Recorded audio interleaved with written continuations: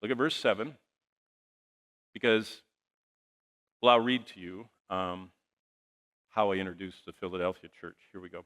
There aren't many truths that can change your life forever. Some truths change us momentarily, others affect us for a while. But in Jesus' simple introduction to the church in Philadelphia, there are 4 truths of a forever changed life. Now, why do I say that? Well, look at this. When Jesus introduces himself, this is the introduction to this book. So that you all see it, I put it up there for you. Jesus doesn't come and say, "Hi, it's Jesus, stop him by." Look what he says. To the angel of the church in Philadelphia write, these things. Now remember I told you there's a city and then there's Jesus' introduction of himself. Jesus introduces himself most unusually to this church. All the other churches get an introduction that's somehow something he's already said in chapter 1. Eyes of fire, feet of brass, whatever, Not them. Jesus reaches back to one of the most obscure chapters in the Bible, Isaiah 22:22, if you want to know where it is, and introduces himself and reveals something that's unbelievable. This is what he says. These things says him who is holy, who is true, he who has the key of David. What is that? Isaiah 22:22. It's amazing what that means. He who opens and no one shuts, and shuts and no one opens. I know your works, and I've set before you an open door, and no one can shut it. That's probably one of the most powerful collections of truths condensed anywhere in the Bible. For just a minute, let's look at it. I call it the 4 keys to spiritual health to live in a hostile world. Jesus first says, I'm holy. It's the only attribute of God that gets the ultimate emphasis. 1 Peter 1:15 and 16 says, as he who called you is holy, so be holy in all your conduct, because it is written, be holy, for I am holy. What does holy mean?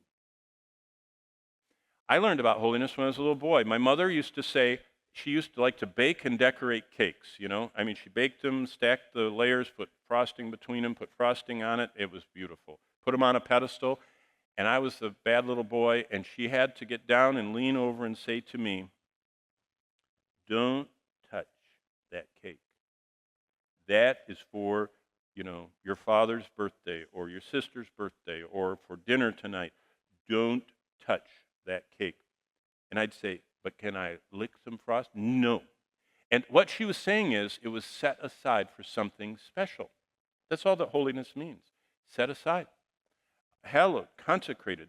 It was limited because it was special. God says, I am holy, and you should limit yourself so that you can respond to what I want, because you grieve me and quench me when you're not.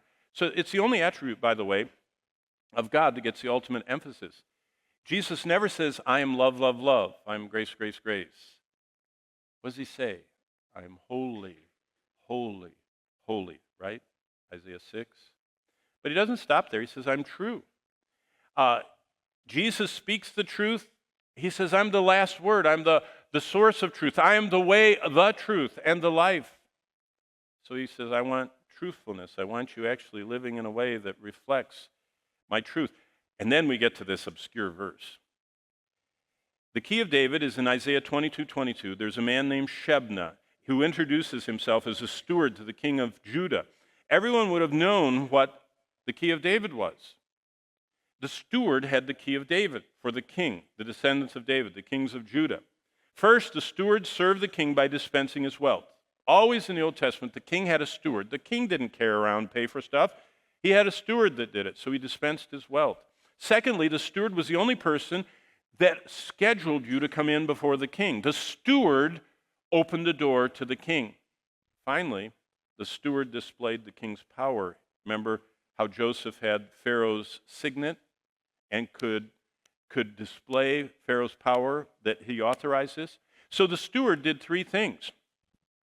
The steward is the one that dispensed the wealth, entered the presence of the king, and authorized things in the name of the king. Jesus said, I'm the only one that can open God's unlimited wealth to you, God's unlimited presence in your life, and God's power authorizing what you do for me. And what does all that mean? It's the final truth. He says, I open a door of ministry no one can shut. You know, a lot of you are thinking about being in ministry. The only way that you can be sure that you can go into a ministry that God is going to bless is if you say, like the Philadelphians, you're holy, and I want to be as holy as it's possible for a born-again, former slave of sin, now redeemed in your temple to be. I want to be. I want to follow after your holiness. True, I want to know your truth. I want to live your truth. I believe you are the one that can open the door to God's power and presence and authorization and wealth. And I want you to lead me to ministry, because when you do, no one can shut the door. See, that's what happened to that lady that was weeping from Myanmar. No one should be in that dark country preaching the gospel. It's Satan's stronghold. But Christ opened the door. And she said, we're here, and God's protecting us, and we're going forward. What that means is that Jesus opens doors to ministry. He opens doors for us to do what he desires. He places the doors before us. He awaits our response. He can keep the door of ministry from being closed, a ministry that can't be stopped, but it's just for a time. It's not like permanently whatever we do is going to last forever. It's for as Paul put it, I want to finish the race that God has laid down for me. So what is the healthy life Jesus offers? It's an abundant life, a confident life, a joyful life, a guilt-free life, a peaceful life, a hope-filled life, overflowing life, purpose-filled life. It's faithfulness. God doesn't want us perfect, sinless. He just wants us faithful. And he'll make us joyful, overflowing, and everything else he promised.